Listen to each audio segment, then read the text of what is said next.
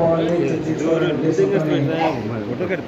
రాజామాజీ గారు శాసనసభ్యుల సమక్షంలో ఈరోజు బొబ్బులోని ఈ కార్యక్రమాన్ని ఏర్పాటు చేసుకోవడం జరిగింది. కార్యక్రమం చేసిన పెద్దలు గౌరవనీయులు వైఎస్ఆర్ కాంగ్రెస్ పార్టీ జిల్లా అధ్యక్షులు, జిల్లా చైర్మన్ గారు, అలాగే మీ మున్సిపల్ చైర్మన్ గారు, అలాగే పెద్దలందరికీ కూడా ఎంపీపీలకు, జడ్పీటీసీలకు, అందరికీ వేదిక ముందున్న సర్పంచ్లకు, ఎంపీటీసీలకు, అలాగే వార్డు మెంబర్లు, కార్యకర్తలు, డైరెక్టర్లు అందరికీ కూడా పేరు పేరున హృదయపూర్వక నమస్కారాలు తెలియజేసుకుంటున్నాం. ముందుగా ఎన్నికల కన్నా ముందుగా గత 5 సంవత్సరాలు కూడా ఒక ఎంపీగా మీతో పాటు కలిసి పనిచేసినందుకు మీరందరూ కూడా ఈ రోజు కూడా నేను మర్చిపోలేను. 5 సంవత్సరాలు మీ గ్రామాల్లోని ఎక్కడికి వచ్చినా, ఎక్కడ కలిసినా కూడా ఎంతో అన్నదమ్ములాగా, అన్న చెల్లెళ్ళలాగా మన అందరూ కూడా కలిసి 5 సంవత్సరాలు కూడా ఈ బొబ్బుల నియోజకవర్గాన్ని మీ శాసనసభ్యులతో పాటు మేము కూడా పనిచేసి నాకు కూడా సహాయ సహకారాలు అందించినందుకు మరొకసారి మీ అందరికీ కూడా పేరు పేరున ధన్యవాదాలు తెలియజేస్తున్నాను. అలాగే నా గెలుపు కూడా మీరందరూ కూడా నా ఎన్నికల్లో, మొన్న జరిగిన ఎన్నికల్లో ఎమ్మెల్యే గారు కానీ నన్ను కానీ గెలవాలి, గెలుపు కోసం అని చెప్పి అహర్నిశలు కృషి చేసిన పెద్దలందరికీ కూడా పేరు పేరున ఒకసారి ధన్యవాదాలు తెలియజేసుకుంటూ పెద్దలు చెప్పారు. ఎందుకంటే గత 5 సంవత్సరాలు కూడా ఇవాళ పెద్దలు బొత్స సత్యనారాయణ గారు కానివ్వండి, లేదు పెద్దలు జిల్లా చైర్మన్ గారు కానివ్వండి, ఈ జిల్లాలో ఉన్న 7 నియోజకవర్గాలు కూడా అభివృద్ధి పదంలో తీసుకెళ్దామని అనేక అభివృద్ధి కార్యక్రమాలు, సాగునీరు కానీ, తాగునీరు కానీ, లేదు రైతులకు సంబంధించి కానీ, లేదు మహిళలకు సంబంధించిన కార్యక్రమాలు కానీ, లేదు ఈ బొబ్బుల పట్టణానికి సంబంధించి రోడ్లు వెడల్పులు కానివ్వండి, అనేక అభివృద్ధి కార్యక్రమాలు చేస్తున్నాం. వాటితో పాటు కూడా సంక్షేమ కార్యక్రమాలు కూడా మనందరూ కూడా ఇచ్చినప్పటికీ కూడా మొన్న జరిగిన ఎన్నికల్లో మనందరూ కూడా చాలా నిరాశ గురైంది. ఎందుకంటే మనొకసారి ఆలోచన చేయాలి. పెద్దలు జగన్మోహన్ రెడ్డి గారు ఇచ్చిన సంక్షేమ కార్యక్రమాలతో పాటు ఒకటే చెప్పారు, మంచి విద్య ఇచ్చాను.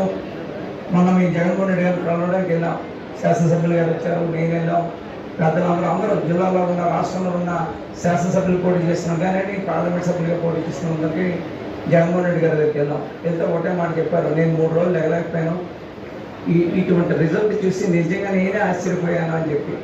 ఎందుకంటే మంచి సంస్కరణ చేసాం, మంచి సంక్షేమ కార్యక్రమాలు ఇచ్చాం, మంచి విద్య ఇచ్చాం, మంచి వైద్యం ఇచ్చాం, అనేక అభివృద్ధి కార్యక్రమాలు చేసినప్పటికీ కూడా మన తెలుగు ప్రజలందరూ ఓటమి మనకు ఎంతతో దూరం చేస్తారని చెప్పి ఆయన బాధపడుతూ, మళ్ళీ మనం వైఎస్ఆర్ కాంగ్రెస్ పార్టీని బలోపేతం చేసుకోవాలి, మళ్ళీ గ్రామాలను మళ్ళీ వద్దాం, మరొక 6 నెలల వరకు కాలం వెయిట్ చేద్దాం. ఎందుకంటే ఏదైతే ఇప్పుడున్న ప్రభుత్వం ఏదైతే మనకి మేనిఫెస్టోలో ఇచ్చిన కార్యక్రమాలు కానీ ఏదైతే మాట ఇచ్చారో మాట ఇచ్చిన ప్రకారం కూడా చేస్తారో లేదని వెయిట్ చేసుకోవాల్సిన అవసరం ఉంది. కనుక తప్పకుండా ఒక 6 నెలలు వెయిట్ చేస్తే తప్పకుండా మనకి మంచి రోజులు మళ్ళీ మన పార్టీ ముందుకు రావడానికి అవకాశం ఉంటుందని చెప్పి జగన్మోహన్ రెడ్డి గారు చెప్పడం జరిగింది.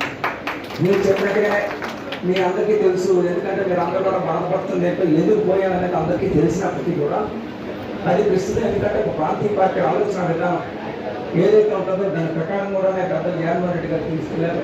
మంచి విద్య ఇచ్చాం, వైద్యం ఇచ్చాం. కానీ ప్రతిపక్షం అని చెప్పారు, ఆమె ప్రతిపక్షంలో ఉండేవారు. మంచి మందు ఇస్తారంటే ప్రజలందరూ కూడా మంచి మందుకే ఓటేస్తారు తప్పించి విద్య కానీ వైద్యం కానీ.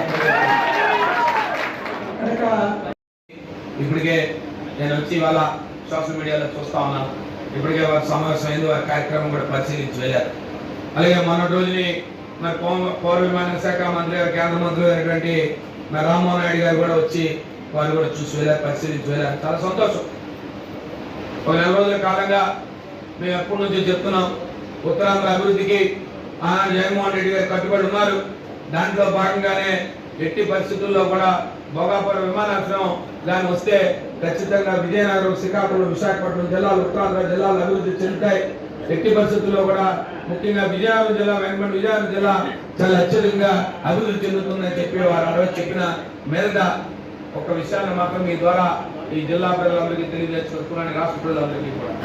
ఇవాళ భోగాపురం విమానాశ్రయం మీరు మీ అధికారం 2019 కోల్పోయిన నాటికి మీరు భోగాపురం విమానాశ్రయంలో కేవలం మీరు ఒక శిలాఫలకాన్ని వేశారే తప్పించి ఆనాటున్న కేంద్ర మంత్రులు కానీ, ఆనాటున్న మీరు ముఖ్యమంత్రిగా ఉన్నటువంటి కానీ మీరు ఏ రాత్రి అనుమతులు తేలేదని చెప్పి ఇవాళ గంటాపరంగా చెప్తున్నారు. మీరు ఏదైతే పత్రికల్లో చెప్తున్నారో, మీరు ఏదైతే మీడియా సమావేశాల్లో చెప్తున్నారో అది చాలా తప్పు. 2019, 2024 మధ్య ఏదైతే ఆ రోజు ప్రభుత్వం జగన్మోహన్ రెడ్డి గారు పదవి బాధ్యత స్వీకరించిన నాటికి ఈ ప్రభుత్వం ఆనాడు వైఎస్ఆర్ పార్టీ ప్రభుత్వం ఏర్పడిన నాటికి సుమారు 2,200 పై చిలుక ఏదైతే కేసులు న్యాయస్థానాలు హైకోర్టులో ఉంటే ఆ కేసులన్నీ తొలగించి మొత్తం న్యాయస్థానం అడ్డంకులను తొలగించి అక్కడ ఉన్న రైతాంగాన్ని ఒప్పించి ఒక్క కేసు కూడా లేకుండా మీరు ఒక్కసారి గుర్తుపెట్టుకోండి 2019 ఏదైతే ప్రభుత్వం ఏర్పడిన తర్వాత భోగాపురం విమానాశ్రయానికి భూసేకరణ కేసులో ఒక్క కేసు కూడా లేకుండా ఒక్క అరెస్టు లేకుండా ప్రతి రైతులు ఒప్పించి ఈ ప్రభుత్వం చేసింది అని చెప్పి ఇవాళ అనుమతులు తెచ్చామని చెప్తున్నాం. అన్ని అనుమతులు చెప్పామని చెప్పాం. ఆ రోజు ఇంకొక మాట కూడా చెప్పాను, చాలా సంతోషం.